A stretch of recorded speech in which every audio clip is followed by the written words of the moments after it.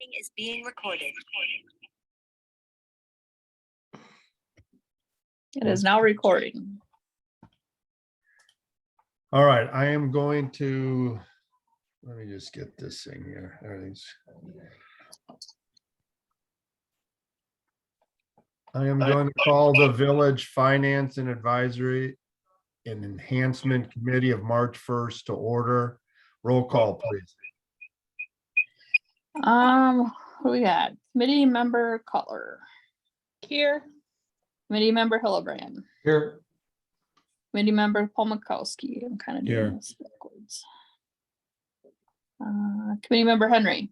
Here. Committee member Brandt. Here. Oh, that was a weird feedback.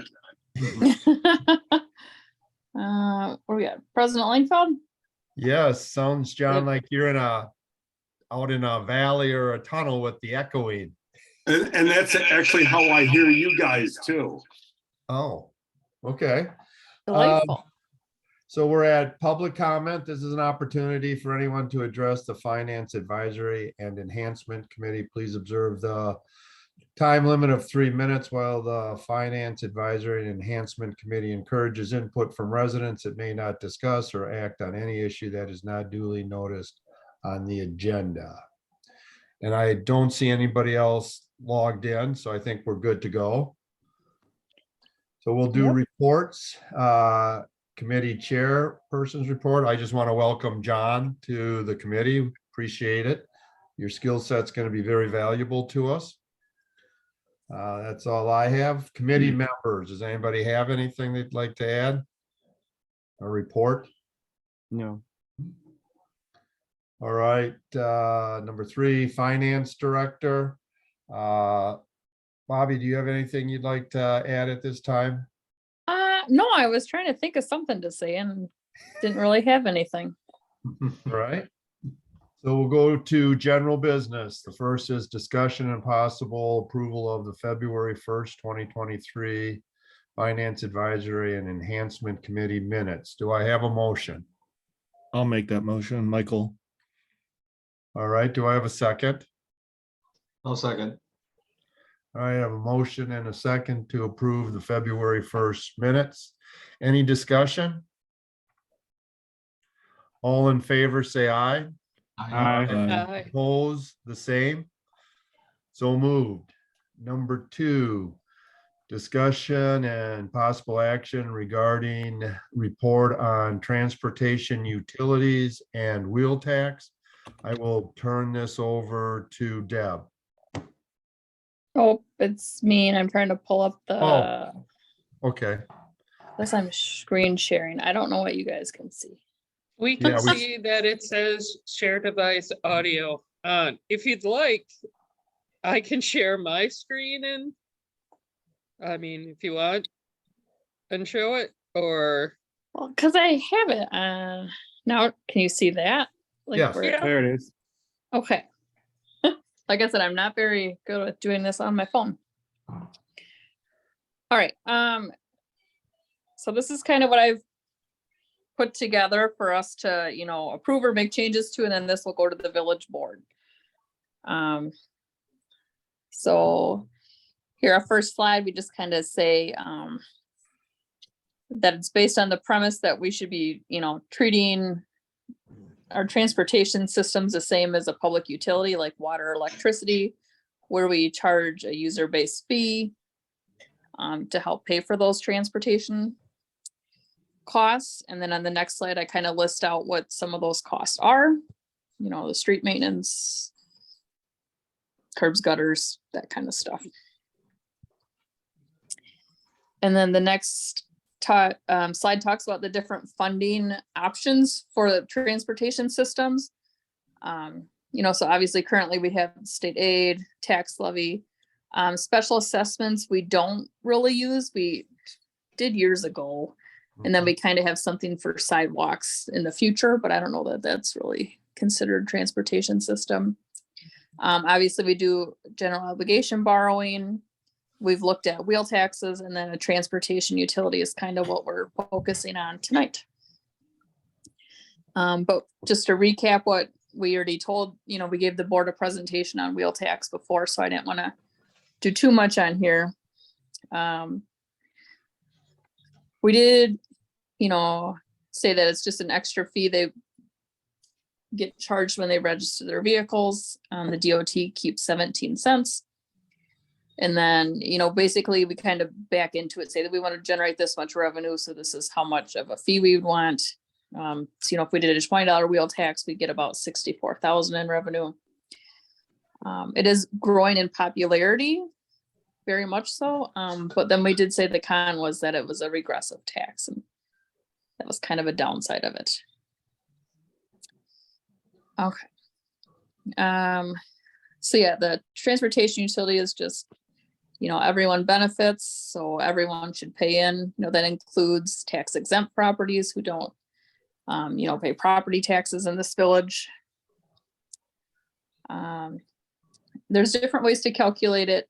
The base fee here, it says, is, based kind of on your street frontage. And then there's a consumption or usage component. This can generate like a trip charge. Generally, there is a consultant that you'd hire to help calculate your fees. And again, it's kind of like you determine how much revenue you want your utility to generate, and then you kind of back into your fees. I talked with Wisconsin Rapids, their engineer, sent me an email, and I could forward it to everyone, but he kind of said that they set theirs up to replace special assessments. They were using special assessments and they wanted to get away from that. So they, determined how much money they wanted this utility to replace in revenue, and that's how they determine their fees. So yeah, on this example page, I just took that little graphic there, is right on their website. So it's say $1.59 per month is what a single family home would be charged. They do have quite a bit larger population, and would probably want their utility to generate more revenue than we would. So I don't know if that's really easy to compare what their rates are versus what ours would be. I would hope we would get a consultant in to look at it, because the system that I've read about is so complicated. I wouldn't just want us to wing it. It'd be like, hey, let's go to Disney World and we'll figure it out when we get there. So I'm actually attending a conference in April from the Wisconsin Government Finance Officers Association is putting that one on. And one of the topics is transportation utilities and wheel taxes. And I think it's, is it Ruckert and whatever that? Yeah, I get their emails. Yeah. They're very interesting. Yep. So they're putting on that session. So I'll have to take a lot of notes, but I think they are one of the consulting companies that helps put these rates together. And then again, it's everyone gets the charge, kind of like water and sewer bill, that even like churches and municipalities and, everyone has to pay the fee. We wouldn't want to include snow plowing or street sweeping in the fee calculation, because if we did, then we'd have to reduce the levy by the money that we bring in for that. So that's just one thing that they say not to use when you're calculating your revenue is, we're not going to use it for this or this. So, and then they are thinking there might be a legal issue. Currently, there's no state statute that says you can do this or that you can't do that. So currently there's, like I said, nothing. There's not a state statute that says you can't set up a transportation utility. That is just something kind of to be aware of, that we might be subject to some legal, people might be fighting it. Besides the town you talked to, Rapid City, was it? Wisconsin Rapids, yeah. Oh, Wisconsin Rapids. Are there any others that you're aware of that has this in place? Was it Nina, Deb? Yeah, I think it was. I'm pulling that's up my right. notes now. Yeah, that's there's all right. not many. So I actually tried calling the DOT because the one comment we had was, if we did this, would it reduce our transportation aid? And so I wanted a clear answer on that. So I called the guy at the DOT who is in charge of that program. He had no idea what I was talking about. Yeah. And so then he told me to call Department of Revenue. So I called Department of Revenue and they like didn't understand what I was talking about. And I'm like, I understand that there's only a few. And so they didn't think that it reduced the aid.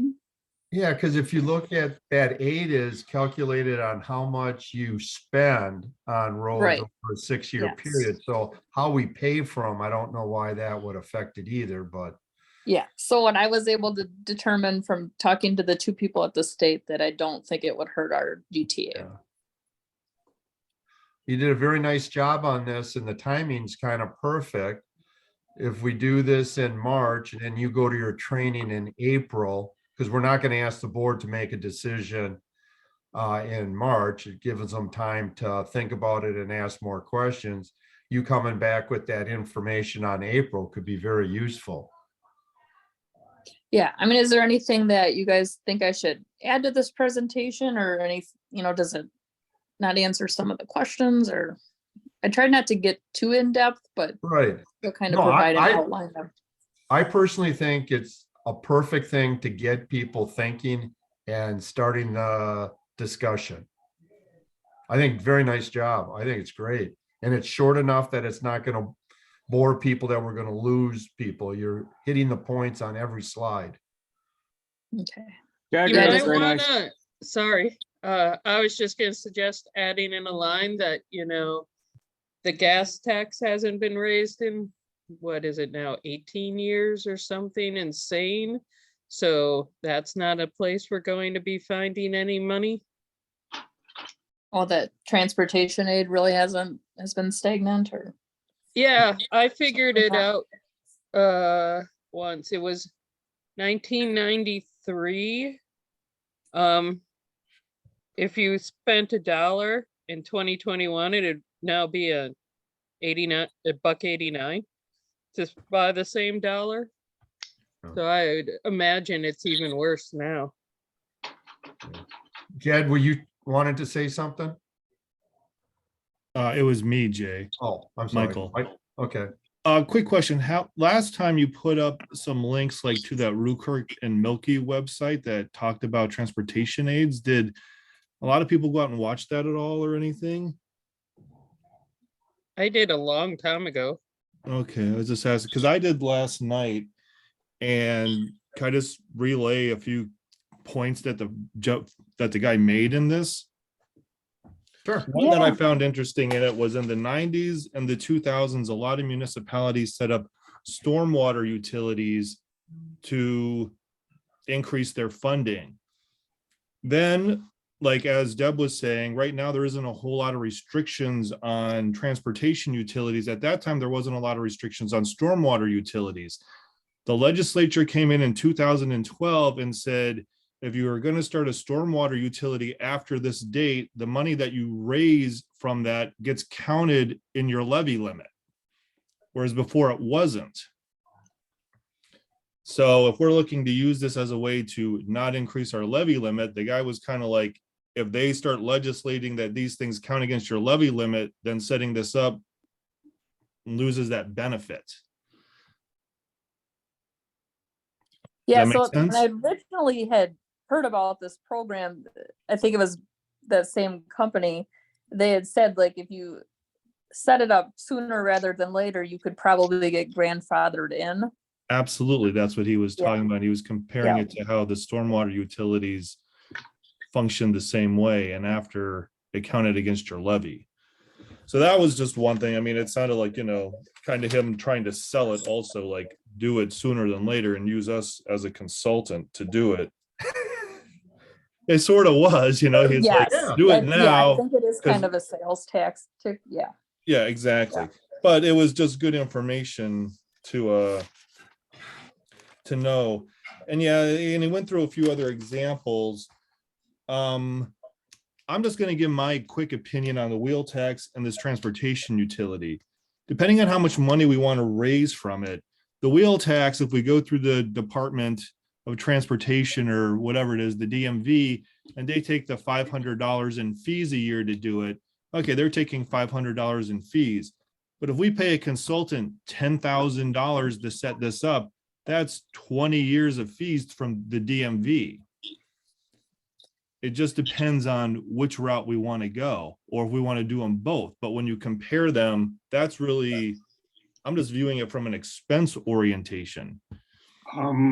But Michael, I think what you're missing is on the wheel tax, you're going to be limited. Like at $20, you're getting 64,000. When you look at these utilities, even at that $1.59 or something, you're talking hundreds of thousands of dollars that you're bringing in because you're taxing businesses and churches and everybody, while the wheel tax is only for the people that have basically motor vehicles. We don't even get it for the big trucks or anything like that. So I think your group of kicking in money is much larger than the wheel tax. That's what I was going to say. Okay, yeah, that's fine. Yeah, but just depending on how much you want to raise, it seemed pretty much, looking at those examples, they were, I don't know. We'd have to see what the consultant says. I understand that you're bringing in more places. Well, now you're just throwing it onto places that have frontage. I mean, however you wish to look at it.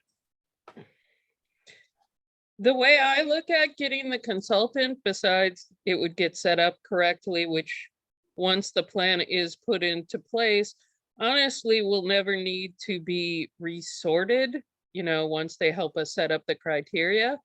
Also, the consultant will help us make a plan of how we need to address transportation costs over the next 10, 15 years, and we'll be able to see stuff that you and I, not being engineers, will be able to see. So I look at that consultant fee as not just a way to bring in money, but a way to figure out how we are going to spend the money in the future. Okay. I mean, yeah. Anybody else have something? Jed, Tim? I guess, I don't know what the consultant is gonna do us. I mean, we know I thought the idea of that was to figure out how this all works and how it would work for our village, but can't we look at what other people are already doing and kind of copy what they do for? Yeah, I mean, I think it's too early to talk about a consultant or not a consultant. I think what I'm asking is this report, do you think it's good enough to educate the board as a starting point? We're certainly not going to get a yes or no one time. This is a big step. So I wouldn't worry too much of the consultant right now. We can go down that route and look at what's best once. If this would ever get approved, then that would be part of the decision, how we and what we do. So I guess I'd like to. Actually, I disagree with you in the fact that, I mean, if Michael brought up the consultant fees tonight, there's no reason he's not going to bring it up at the board meeting. And I think coming from this committee, a recommendation on whether or not a consultant fee would be something to consider, because yeah, Tim wants to copy and paste somebody else's work. But honestly, if you've ever looked at the documents that are created for figuring this out, copying and pasting won't work. It is too complicated. It will be done badly.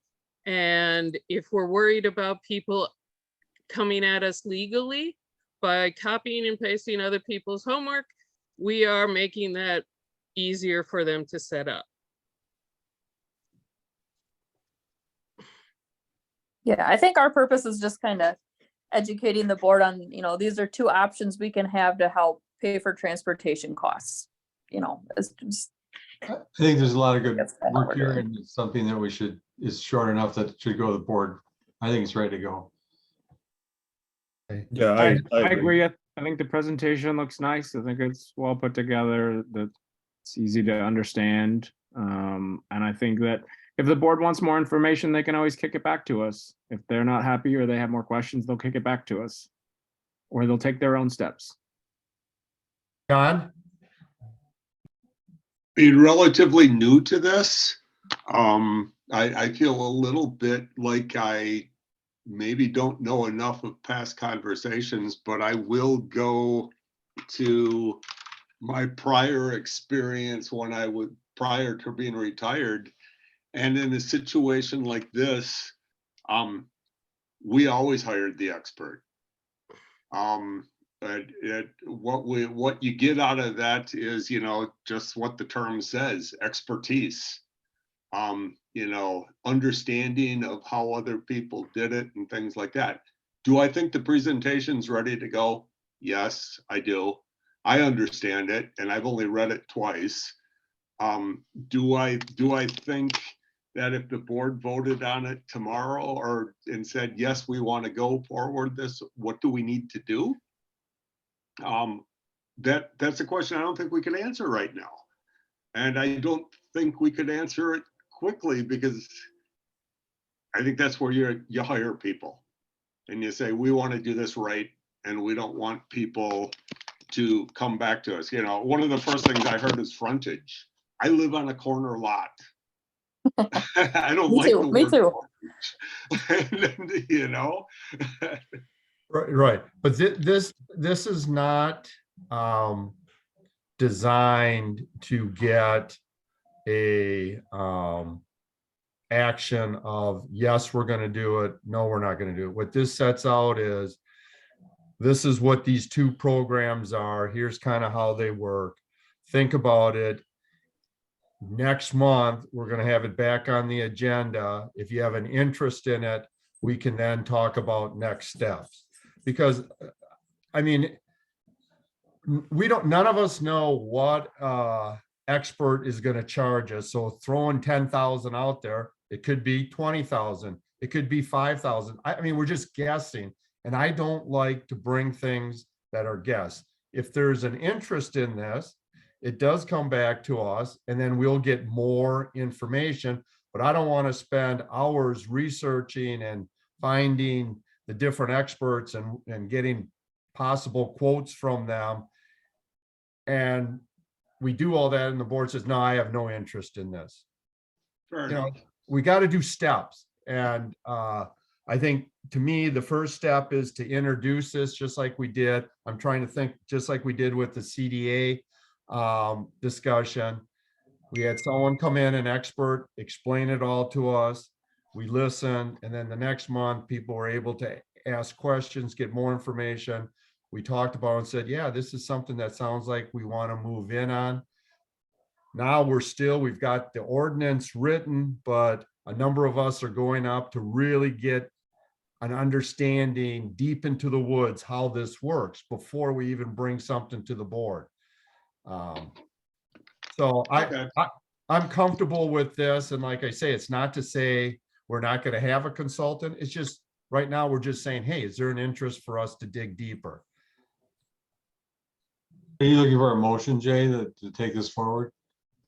Yeah, I think that's what people were asking, that if we could have a motion to approve this so it can move on to the board. Yes. I would make that motion that we move it out of the board. I'll second that motion.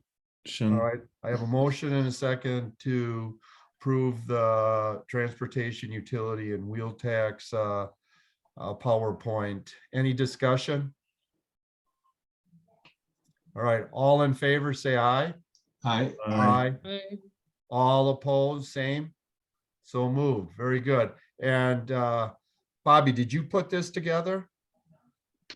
Yeah, I took the information that Deb had Yeah. provided, and I just put it on the pretty slides. Yeah, it's very nice. And Deb, thank you for being our committee expert on this.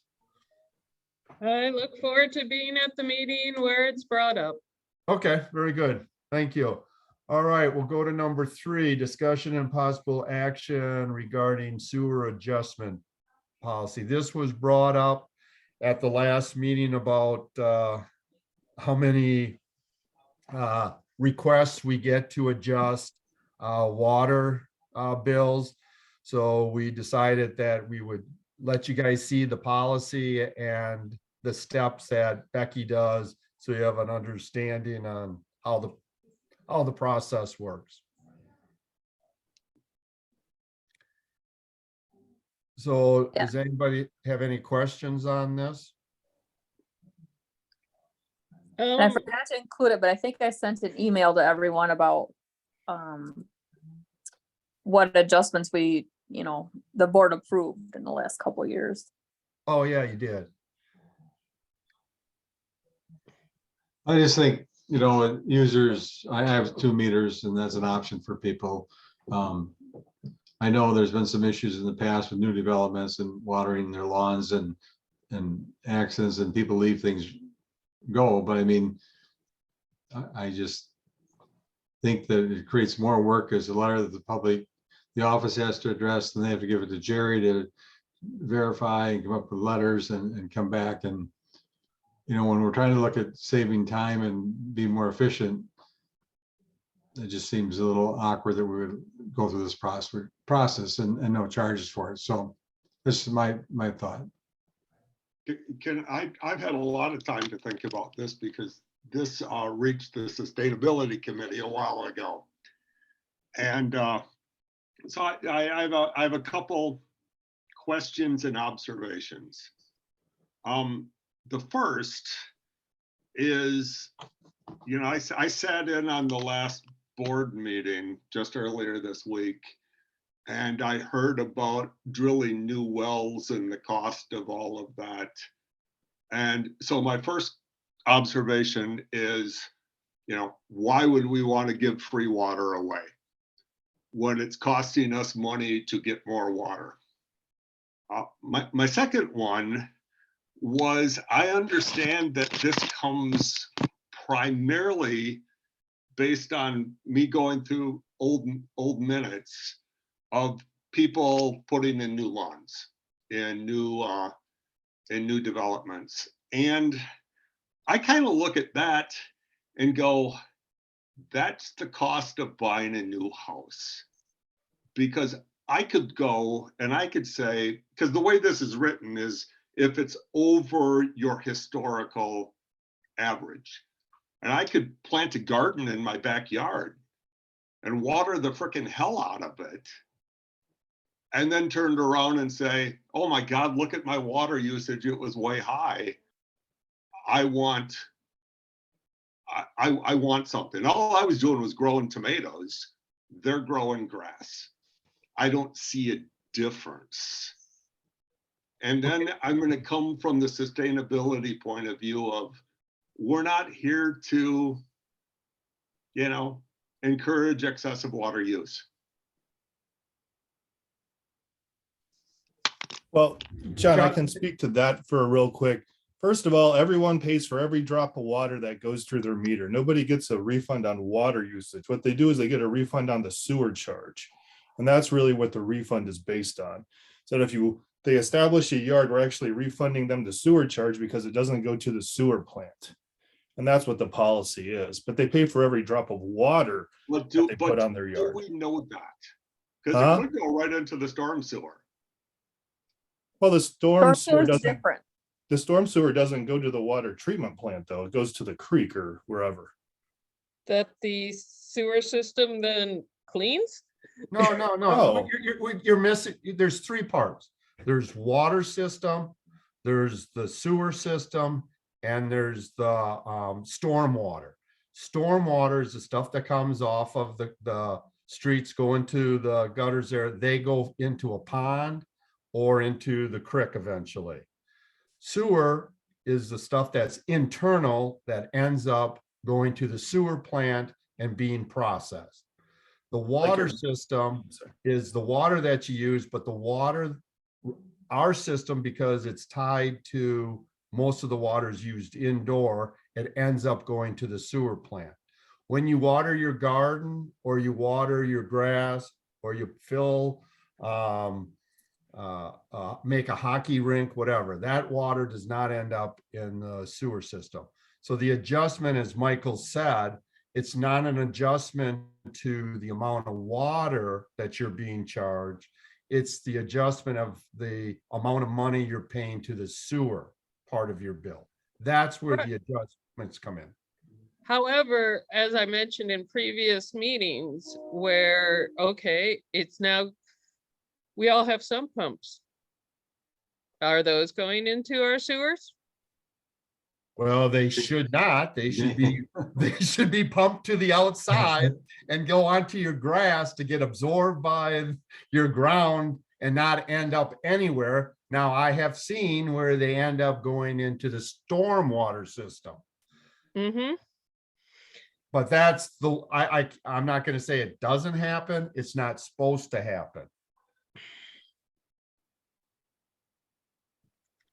Well, we provide in the village for people to have separate meters to water their yard and not pay sewage fees on it.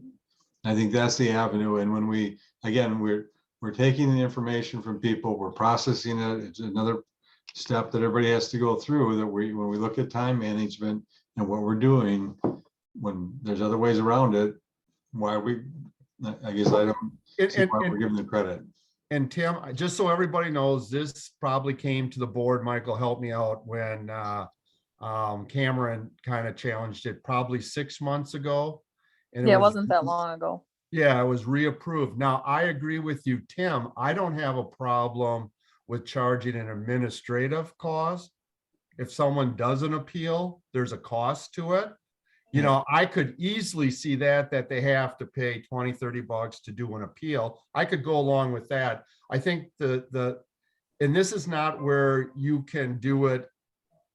You know, it's probably like a one-shot deal. I don't know if we have had multiple people come back. It's usually these people that get caught off guard because we have extremely high sewer rates. So people water their lawn, they're brand new to the village, and all of a sudden they get a bill for $400-600 and they're saying, what the heck, you know? So this is something to kind of balance that. I have no problem with your argument that I personally think we should be billing whoever builds the house. There should be a surcharge of $600 to cover the cost of putting in a lawn.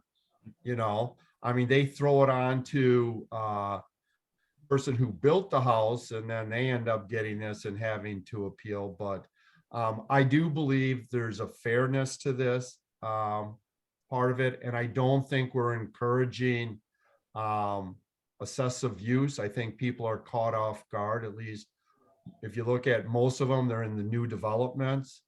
But there have been a couple that, or quite a few that are, I went out of town and I left my water. Yeah. And there's been some of that. also you moved to a community and you haven't checked out what the cost of utilities are. I'm sorry, the only answer I have to that is adult. Well, I don't think it's, I think do your research before you move to a place. Hey, Deb, is- in all fairness, I don't think they don't know the cost. I think they don't realize how many gallons are needed to put on a lawn. Mhm. Almost everybody checks, and I think they're all aware of the high sewer rates.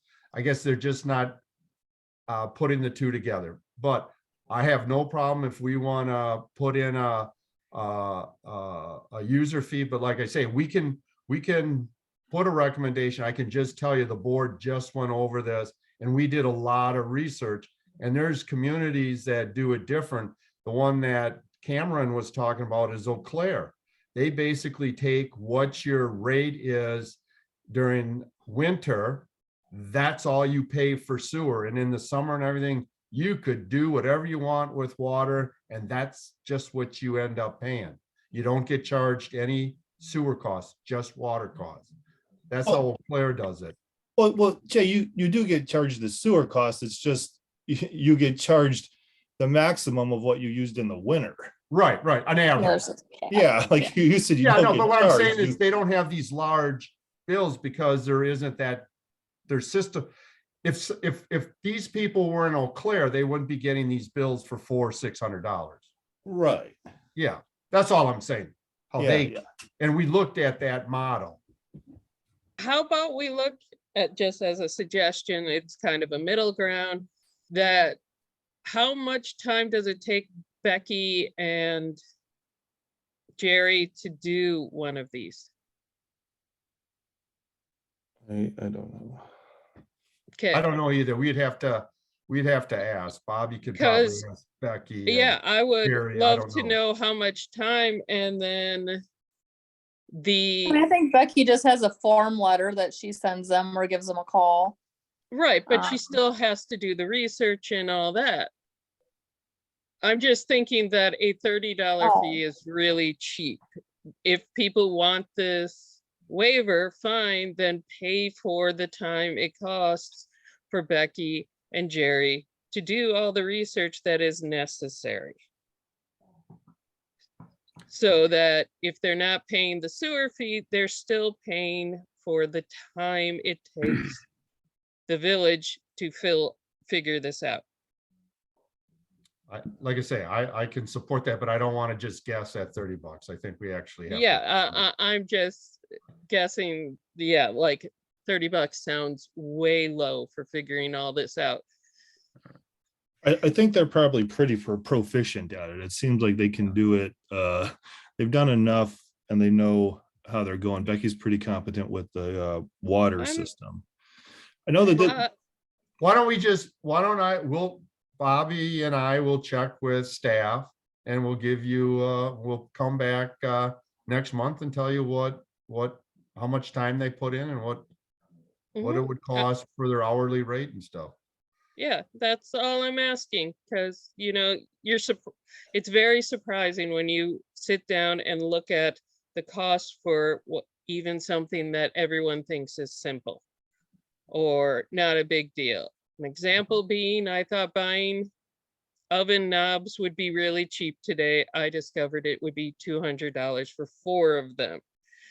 Assuming that it doesn't cost much is usually a mistake.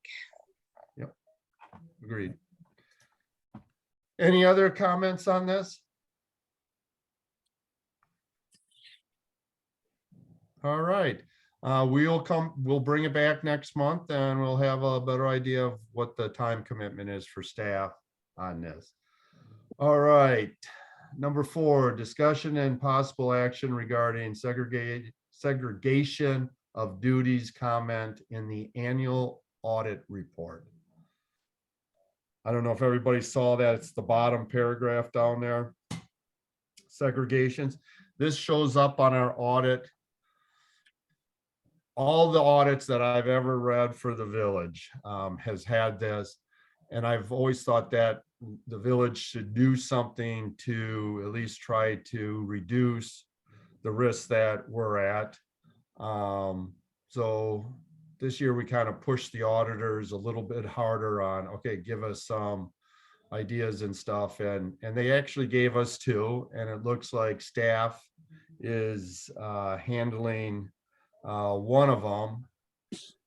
And well, I guess, Bobby, why don't you tell them what you understand it better than I do. What are the 2 suggestions that they made, and talk about the one that you and Brian are doing, and then the one we'll talk about tonight to try to cover. Sure. So what we currently are doing is every month, Brian, our administrator, reviews the bank reconciliation. So he gets all the bank statements and then obviously the reconciliation report and all like the backup to what gets recorded as cash. And looks through there and, make sure it all ties out and, ties to the general ledger. He looks, just for kind of oddball things, I guess, or just kind of double checks the cash. And that was And I one of think- the suggestions they made to tighten this up a little bit, right?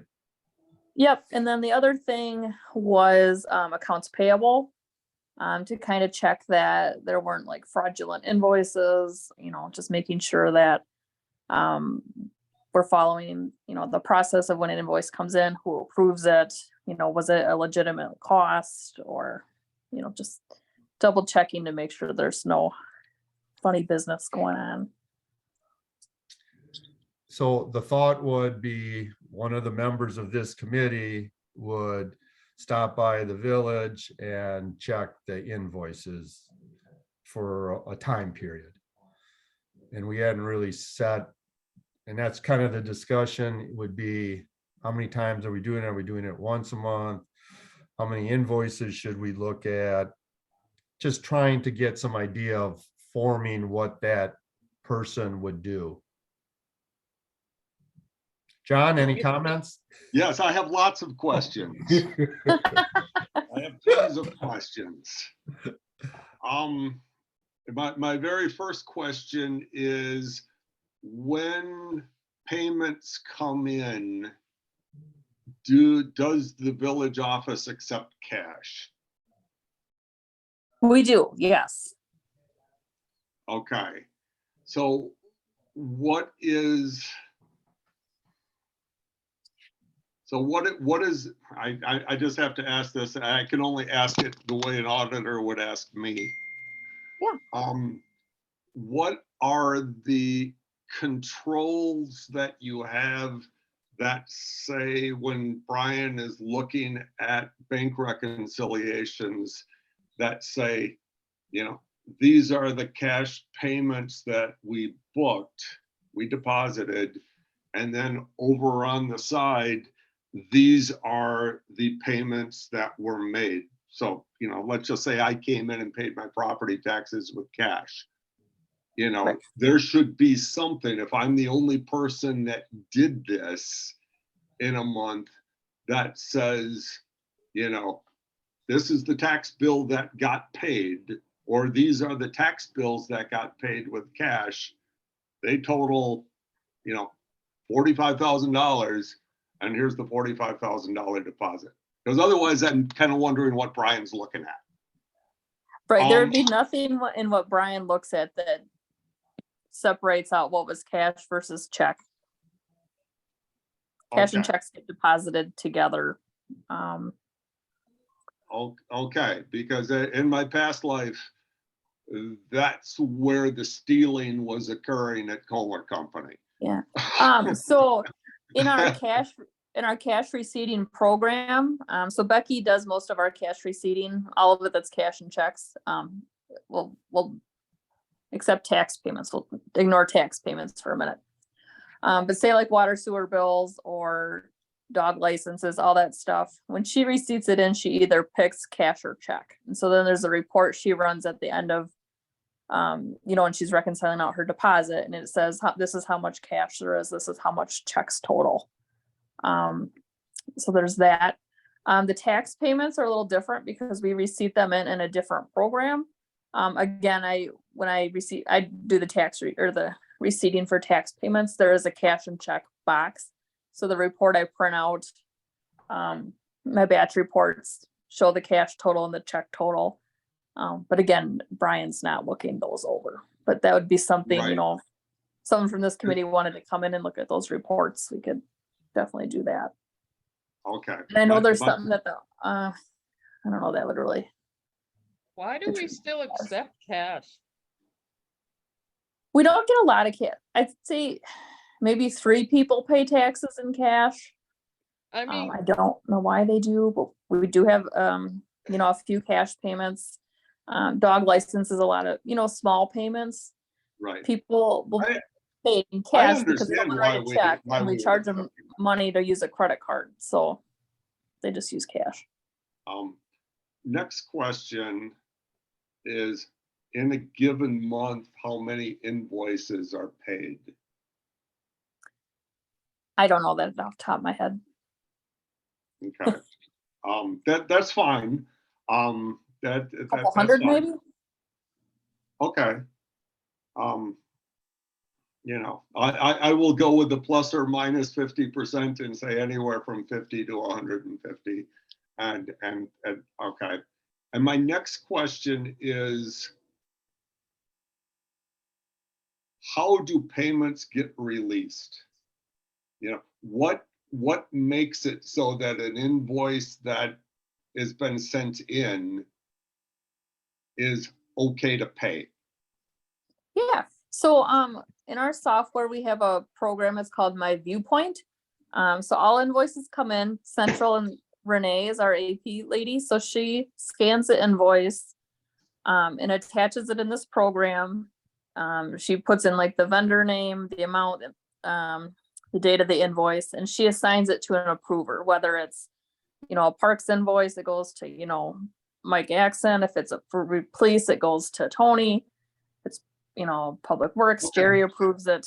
So each invoice gets assigned a department head, and they approve it electronically. You know, they'll code it, you know, what account it should go to. And they say, you know, yep, this is a legit invoice. This work was done, or this product was purchased. And then every invoice after department heads approve it comes to me for approval. So I just double check again that it's a legit company essentially. Then And it's going to the right place. that's going to the right account and Yeah. stuff. Yep. Okay. Do you Okay. guys have purchasing cards as well?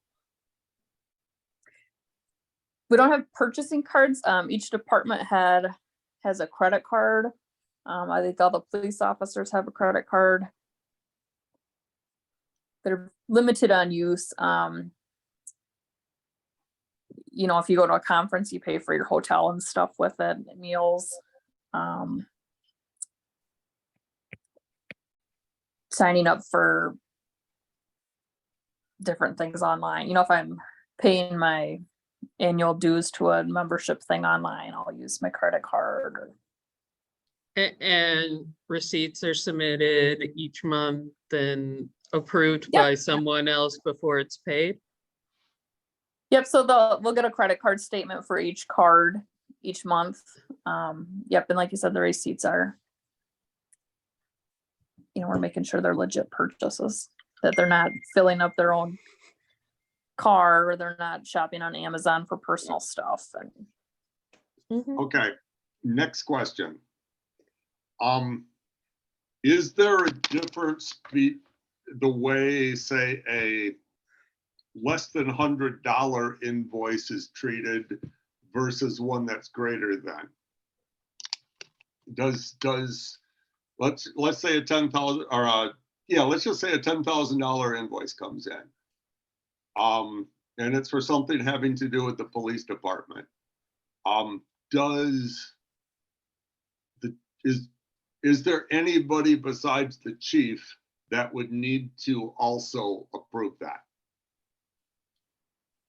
I think I don't know if it's our ordinance or employee manual, there's somewhere where it says that over a certain dollar more amount, I think it's supposed to go to the village board.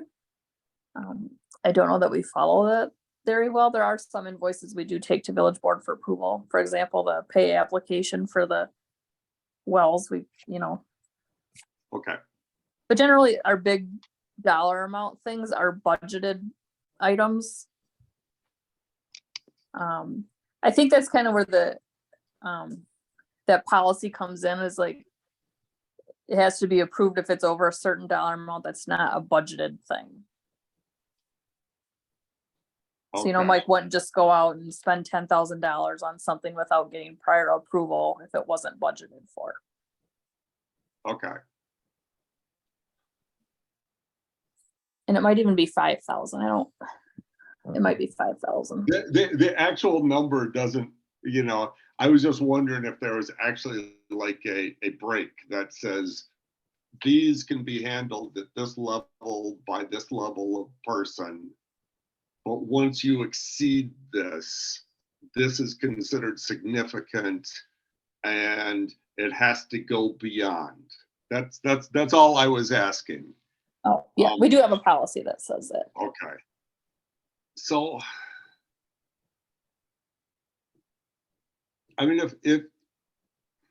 if I were the auditors and I was writing that statement at the bottom about the segregation of duties, I would be looking at the things that I just asked about, and They've I asked all think, those questions. Yep, they know and I- all that. yeah, I think that, Brian, as long as Brian isn't the reviewer or the approver of invoices, can very well be the reviewer of invoices. So, again, if a bunch of invoices got paid and Brian is looking at, what got paid, he should be able to review without any conflict of interest anything that, Mike Axon approved or, police chief approved or something like that. But Yeah, he Brian really does probably not have shouldn't be access to the doing the, software or anything. He doesn't do any approving. He doesn't sign the checks. So yeah, he would definitely be a, he- Okay, the that's only what they thing, want. right. That's what they want. Yeah, I know that's exactly what they want. And yes, he could do it. The problem is he's already got a lot on his plate. So I was hoping we could find a way that one of us do it, so it's not on his plate. So it's not that he can't do it and he's not in a position. It's, do we want the administrator doing this, or can we have a member of the finance committee stop down there and do it? That's where I think we're at. So I guess the question is, should it be part of our packet each month then? Or are you just looking to designate one person? well, Well, it should be random and I shouldn't be the one choosing the random invoices. right, that's the thing. I don't think we can't do it at a meeting. Someone has to go down there, and let's say there's 100 invoices. Someone's got to pick 5 of them out there and see if they match up and they're legitimate. That's what I think. When I ask the auditor, that's what they're looking at. And it So can't the be, the auditors be are okay Brian. with the sample? what's that? The auditors are okay with the sample? Well, they're not saying that. I guess I shouldn't speak for them. Because they're doing a sample also. Like I'm kind of they being look at a surprised sample. here. Ours would not have been okay with that. They would have been 100%. Okay, but you got to understand, right now, there's 0. Okay. My question is, what does review mean? Do I, if I went in there and saw a police one, do I call the chief and say, did you buy these radios? Yeah, that would I probably. mean, what's the review process then? Well, that would be something we have to design. I think what we want is you look to see if it's a legitimate company or I'm not really listening to this. I'm looking in my head from a law enforcement perspective. I'd call and say, hey, does this company exist? I'd look to see, do we actually have the item? Those would be the 2 things I would look at, because I'm in my head, if you're going to steal, what you're doing is you're putting in a false invoice for a company that probably doesn't exist, and you have something that you don't actually get, and you're taking the money from in between. But I'm not, that's how I would do it if I was a criminal. I don't know if that would work or not. So you want one of us to possibly start doing that? Well, that's what we're discussing. I don't know if it's possible. Yes, I would. That's what my original idea was. Yeah, one of us go down there and do whatever would be a good way of checking to make sure those invoices. That's what they want to know. JL, I read through the bills on every packet. Probably there's a packet I request 2 to 3 invoices from Bobby a month right now, just in general, that I'm curious about. There was even an invoice from a company that I didn't ask her for this last time that I almost did. I went out and Googled them to see if it actually existed on the internet. Oh, really? Yeah, Well, it was a $275 invoice for this something electrical, whatever. I'm like, what is this? I've never seen this in the bills before. I went and Googled them. I'm like, oh, it looks like it was a consulting firm. I still don't really know what it was for. It was one of the ones I kind of had a question on. I was like, oh, but it exists on the internet. It was $275. I won't ask for that invoice. It was one I left off. I was going to, but I didn't. Well, now I gotta look this up. Well, Michael, that's exactly kind of what I'm looking for. I wasn't aware you were doing that. And I guess we would just make it a little bit more formal and you'd be, whatever you're doing, that would be kind of an operational change. We'd make it more formal. Yeah, I mean, a lot of this stuff is pretty easy when you're going down and it's like fuel at the Quick Trip. Like I'm pretty certain the police department's buying $1,000 of gas considering they've done it for the last 8 months straight, you know? I mean, that's not like a theft, you know, when you can like see patterns like that. But when you see ones that come up that you've never seen before, you're like, oh, that's a different one. But then again, on the fuel, just speaking from experience. Just because it's constant doesn't mean that it's Well, right. Well, I personally on fuel would check to see if the person was actually working that day, for example, that it's not filling up the personal vehicle versus the squad car. Because we ended up, there's cops that lost their jobs on Madison for doing that. I think it's to save freaking couple bucks on gas to lose your job, but Right. not to, and I'm making no suggestion that that's happening. Right. I'm just saying. Now, I wasn't thinking about going to that level of cross-referencing, but if we need to. Well, I don't know either. This is just an idea. I don't- Right. Maybe we need to look at the process that we have for different things, whether it's purchasing or the fuel. I would think the fuel cards would be for each squad car. And you would know that you're filling squad number 3. And if all of a sudden squad number 3 has excessive amount of fuel, then maybe that's something to look into. But I see. maybe it's more the processes that we need to look at, and or we come back, everybody look at their packet, the village board packet for bills paid, and come up with 2 or 3. Since we're already paid, there's no, we're not going to not pay them or change it. That we come back to the next meeting and say, hey, I'm wondering about these, or give them to Bobby ahead of time. And these were 6 that we looked at, or we could all throw things in there to look at. Well, that sounds like kind of a nice idea. Well, yeah, get people reading the bills would be kind of just to get them thinking about it. Okay, I do expense reports all day long for tens and of thousands of dollars. Okay, the concerns I have is, first of all, I'm assuming Becky does not steal. She's a very nice person. I really like her. Cash, way easy to steal. That's why most places are going cashless. It's too easy to be a he said, she said. With receipts, like from gas stations, not only do you not know some of them, you can't tell what else they're getting. Also with vehicles, are they taking the car home? Are they running their errands in the company vehicle? There are so many different ways to tweak the money in such a way that nobody is noticing. You know, I had a receipt for a drone. I work for a culinary company where yeah, that one was odd, so I questioned it. But also think about a simple thing of these fun things called kickbacks, where, hey, this repairman is padding the bill. It's way more complicated than just seeing if the company exists. Yes, everyone is trustworthy until you find that one person who is not.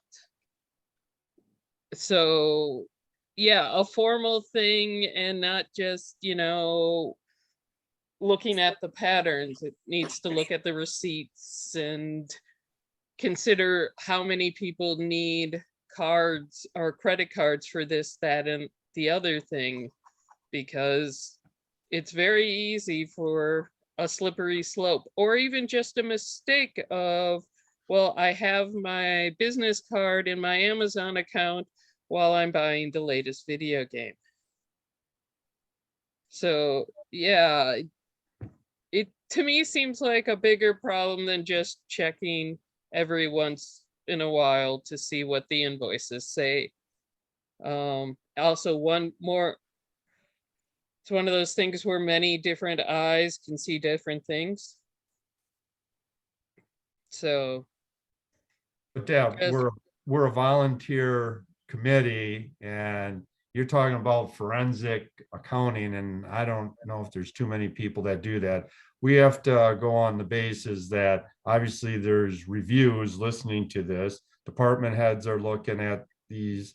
Bobby's looking at these. So there are some review factors there that I think lessens it. There's no doubt about it that cash is an easier target than other things, but as someone who still uses a lot of cash, because I think it's ridiculous to pay an extra 3-4% to use a credit card when I can just use cash and save that money. I'm generally going to do that. If it gets to the point where you can do that, so I don't think we should force people to pay more because we don't accept cash. nobody gets charged extra for writing a check. Oh, that's, Most banks will give you a free checkbook.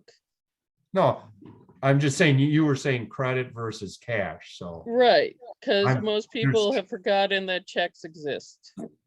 They don't carry a checkbook. Well, Well, yeah, anyway, well, So- hey, John, what do you think of Michael's suggestion?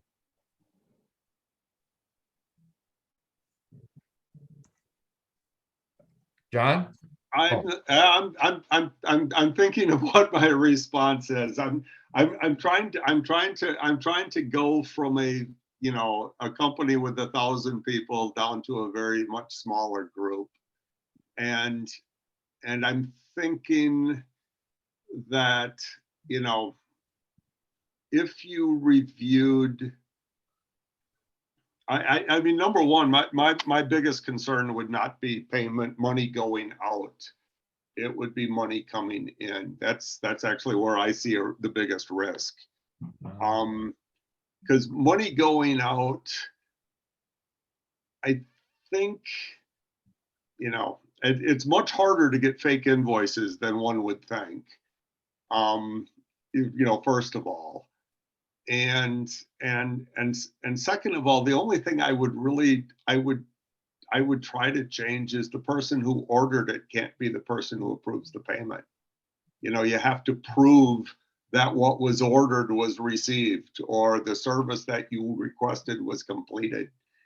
And I could see very simply where you could divide up the alphabet and say,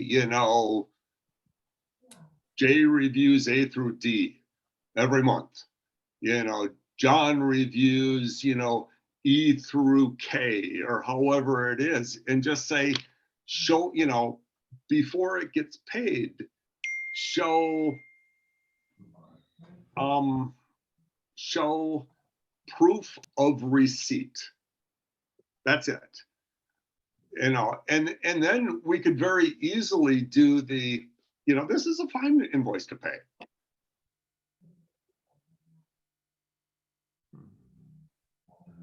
My concern in it is like, yeah, I know it's not a lot. But and I don't worry about check payments because it's really hard to steal checks. I don't read online payments, you can't, that's hard to do. But cash payments are really easy to steal. And I don't know any of these people personally, so I'm not trying to insult anyone. I really am not, and I know I'm new to this committee, and I'm not doing that. But anywhere I've ever worked, cash payments were reviewed with a microscope. Yeah. So that what got paid, and there was some sort of documentation. I sold 50 dog licenses today, so I should have, $500. So And you make that comparison. I was gonna say, like for dog license, for example, we look at how many tags we give out in a year and we compare that with the revenue recorded, to make sure. I work for Pepsi, and quite honestly, the bowling alley paid in cash. We thought it was weird, but they did. But we did that comparison daily. Yeah, I mean, we don't, there are many days where we don't take in any cash at all. It's not Okay. like it's a huge thing. We're bringing in a lot of cash. It's a couple days a week, one person will pay or a couple people will Okay. pay, but we don't do a ton of cash. And so that means the risk isn't as high as I think it is. Yeah, I mean, And the majority of our cash payments are small dollar amounts. Yeah. Yeah. You Then- probably, if you took away the 3 property tax people that pay cash, we probably don't bring in more than probably 5,000 in a year, I wouldn't think. Maybe some Okay. traffic tickets, maybe parking tickets, dog license. I mean, we do have a 5 to 10 people maybe that pay their utility bills with Oh. cash. Okay. But again, like, you know, as a percentage, it's very small. But so, yeah, so when I kind of look at it, I'm thinking, if I understood what Michael was saying, you know, you could divide and conquer, you know, 100 invoices a month really easily. And then what would happen in that is, you know, I would become the expert on E through K. So I wouldn't have to look at it and go, are these people real? And is the service that they put on the invoice valid? Okay, Because John, that's my concern. yeah, I'm not quite under, when you say divide the alphabet, what are we, when you say, like you just said, A through L or whatever, You, I don't understand what that means. Are they coded oh, something? any vendor whose name starts with A through F, one person would be responsible for looking at those. Oh. Okay, but we aren't there, they're listed by check number, right? Or how do we, they're not in alphabetical order when we get the chart of them, are they? Yeah. Oh, And they I are? don't think it's feasible for us to write for you guys to all review your letters before we cut checks. That seems like it's not gonna work out. Okay, Okay. You know, like, oh, we're like See cutting that? checks from A to L today because John reviewed his section, but Michael never made it in to review his people, so Quick Trip doesn't get paid, and then we get financing charges because they weren't paid on time, and yeah. you know, I don't think that's a See, feasible. I am not a review after the fact guy. I'm a review before the money goes out the door guy. Yeah, and that's in a perfect world that would work.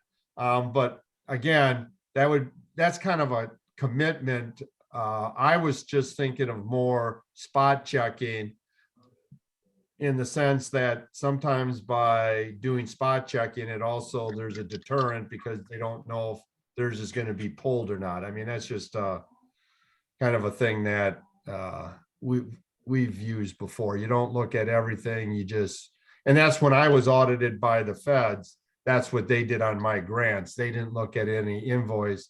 They would say, I want to see this, what you got. I want to find the TV that you bought.